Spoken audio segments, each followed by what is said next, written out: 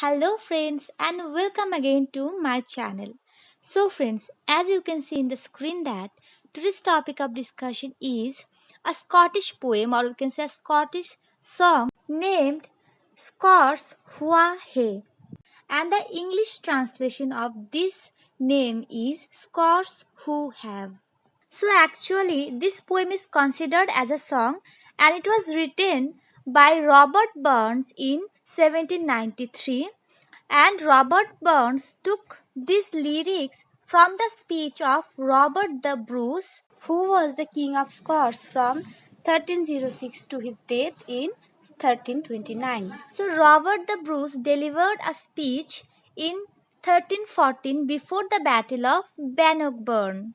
And the Battle of Bannockburn was one of the most important events in the history of Scotland. Friends, if you want to know about Battle of Bannockburn in details, then I'll provide the link of Wikipedia in the description box. Okay, so don't forget to check out.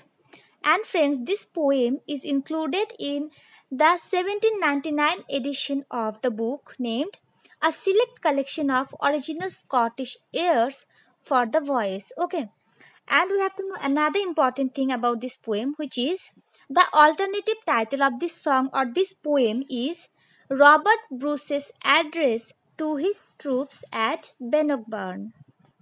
So the song Scots Why is considered as a kind of unofficial national anthem of Scotland, as well as this song is the main party song of the Scottish National Party. Here we have to remember another important thing, which is one Scots air named Hey Tuttie Tatie is the basis of this poem or of this song. Okay, so now we have to know this. What is Hey Tuttie Tatie?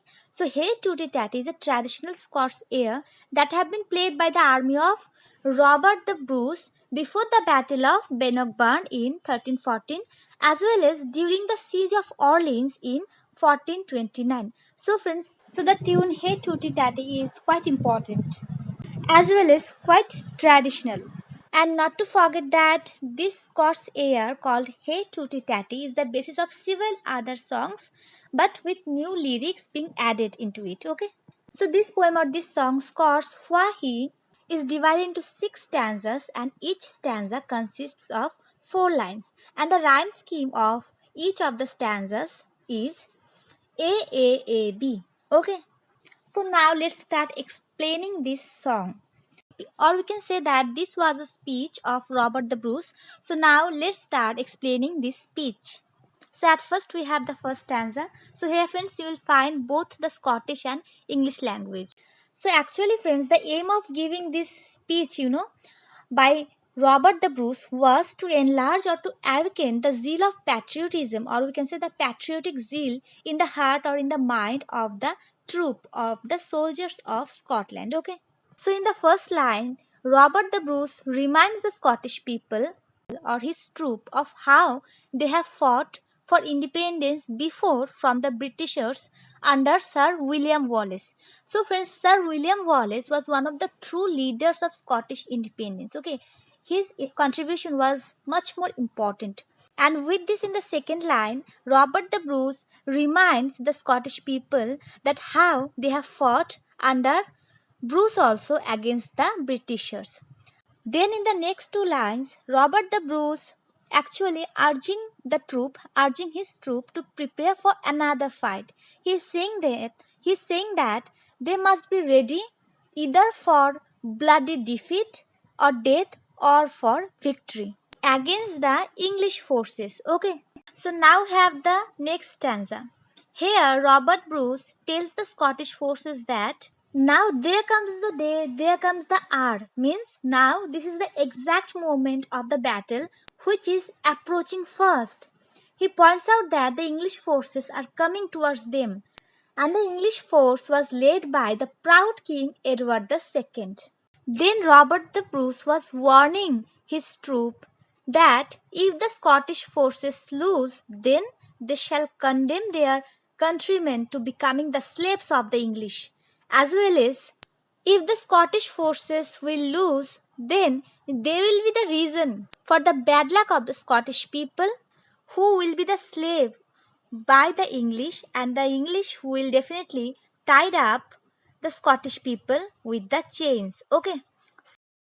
So here basically Robert the Bruce tries to pinpoint one thing, which is defeat is not an option. We have to win. Okay.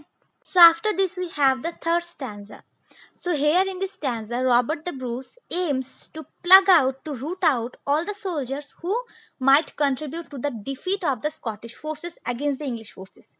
So according to Bruce, there are three kinds of soldiers who may bring misfortune or we can say defeat to the Scottish forces. And these three kinds of soldiers are them who fall into the category of traitor, who fall into the category of coward, who fall into the category of becoming a slave. Means they have no self-respect.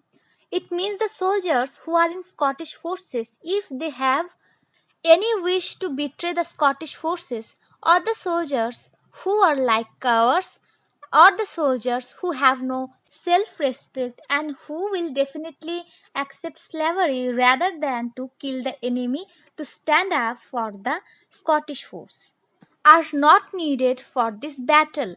That's why Robert the Bruce tells this kind of soldiers to leave the Scottish force right now, because there is no place for this kind of soldiers in the Scottish army.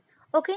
So now we have stanza 4. So in this stanza, Robert the Bruce defines that what kind of soldier he wants behind him to go into the battle against the English forces. Okay.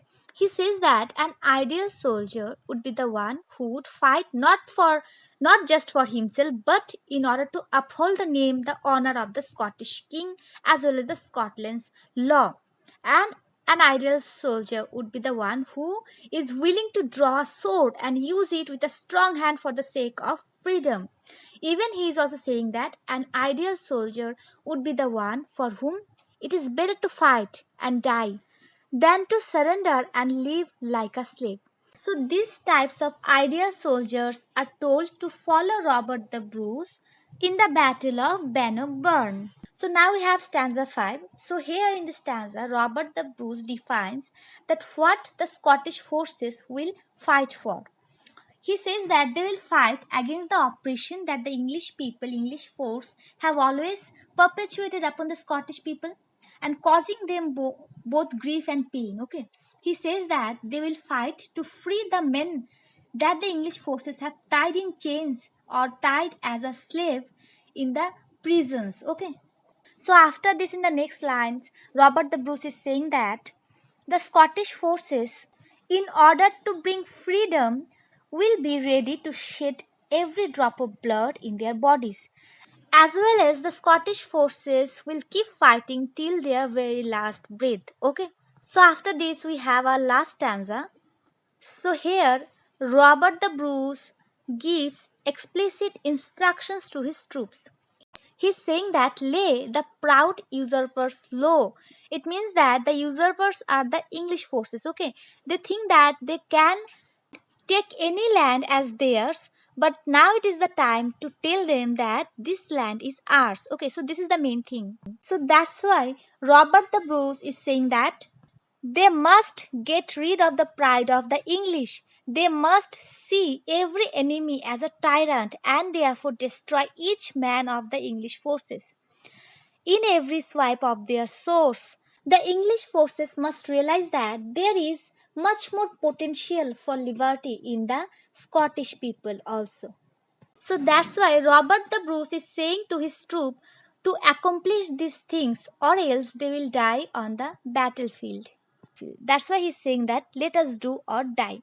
So friends, this was the explanation or a kind of summary of Robert the Bruce's speech, or we can say Robert Burns's song.